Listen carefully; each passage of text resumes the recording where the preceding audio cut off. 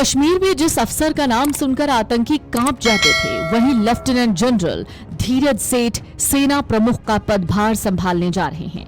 वो देश के 31वें सेना प्रमुख हैं, जो जनरल उपेंद्र द्विवेदी का स्थान ले रहे हैं। जनरल धीरज कुमार सेठ ने 30 जून 2026 से भारत के नए सेना प्रमुख की जिम्मेदारी संभाल ली है।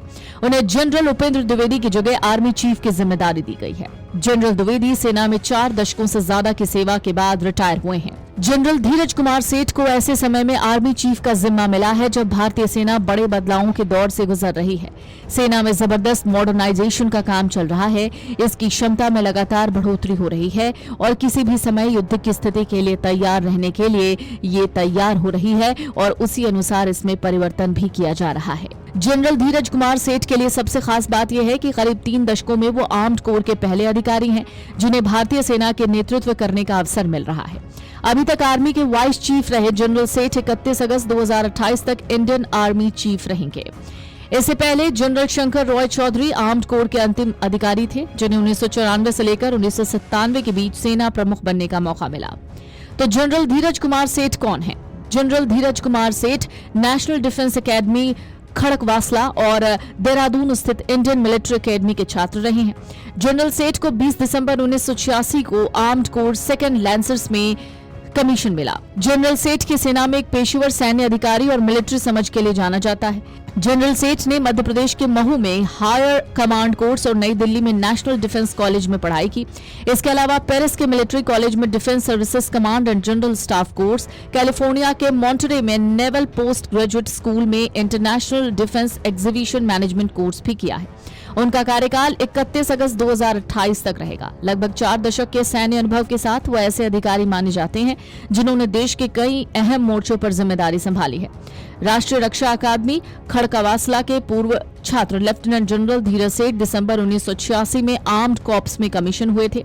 अपने लंबे सैन्य करियर में उन्होंने रेगिस्तानी क्षेत्रों से लेकर जम्मू कश्मीर में आतंकवाद विरोधी अभियानों तक कई चुनौतीपूर्ण जिम्मेदारियां निभाई हैं। उन्होंने रेगिस्तानी इलाकों में बख्तरबंद रेजिमेंट, विकसित क्षेत्र में आर्म्ड ब्रिगेड और जम्मू कश्मीर में आतंकवाद विरोधी बल की कमान संभाली। लेफ्टिनेंट जनरल बनने के बाद उन्होंने सुदर्शन चक्र कोर का नेतृत्व किया और बाद में दिल्ली एरिया के जनरल ऑफिसर कमांडिंग के रूप में भी सेवाएं दी। इस दौरान उनके जिम्मे कई राष्ट्रीय और अंतर्राष्ट्रीय सैन्य अभियानों का संचालन रहा।